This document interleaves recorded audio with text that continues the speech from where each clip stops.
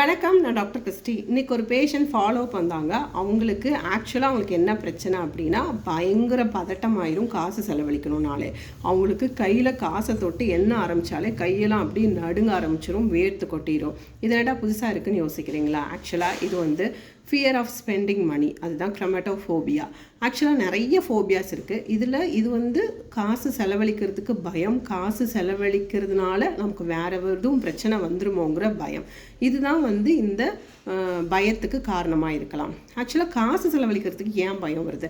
நிறைய பேர் 1ஆம் தேதி 2ஆம் தேதி 3ஆம் தேதி வரிசையாக நிறைய டியூஸ் கட்டுவாங்க. கார் டியூ, பைக் டியூ, இந்த மாதிரி ஹவுசிங் லோன், அந்த மாதிரி நிறைய டியூஸ் கட்டணுமே. இதுக்கு நம்ம காசு சேர்த்துருவோமா? கெட்டலைன்னா என்ன ஆகணும்? ஃபைன் கட்டணுமோ?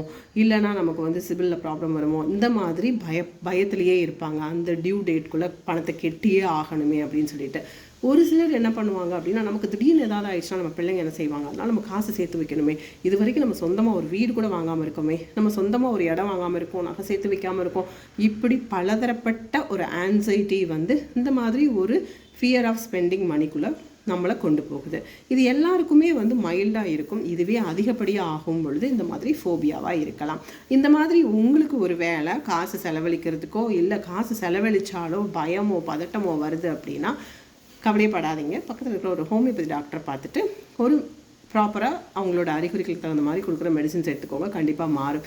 ஏன்னா நான் அந்த பார்த்த பேஷண்ட்டுக்கு அவங்க ஏதாவது சாதாரண ஹோட்டலில் சாப்பிட்டுட்டு பில் கட்டணுன்னா கூட கை காலெலாம் நடுங்க ஆரம்பிச்சிடும், உதற ஆரம்பிச்சிடும். ஏன்னா அவருக்கு பயம் என்ன அப்படின்னா, காசு செலவழிக்கிறதுல ஒரு பயம். அது போக அவர் எப்போவாது சிக்காகி ஹாஸ்பிட்டல் போனார் அப்படின்னாலே, ஐயோ நம்ம சிக்காகி வேலைக்கு போக முடியாமல் போயிடுமோ, அதனால் நம்மளோட சம்பாத்தியம் கம்மியாயிடுமோ, பிஸ்னஸில் எதுவும் ப்ராப்ளம் வந்துடுமோ, இந்த மாதிரி யோசித்து always fear of business failure, இந்த மாதிரி யோசித்து அவங்களுக்கு பிஸ்னஸ் தாட் மட்டுமே தான் மைண்டில் இருக்கும். ஸோ இந்த மாதிரி அவங்களோட குணநலனுக்கான மருந்துகள் கொடுக்கும் பொழுது அவங்களோட அந்த பதட்டத்தை நம்ம கண்டிப்பாக மாற்ற முடியும்.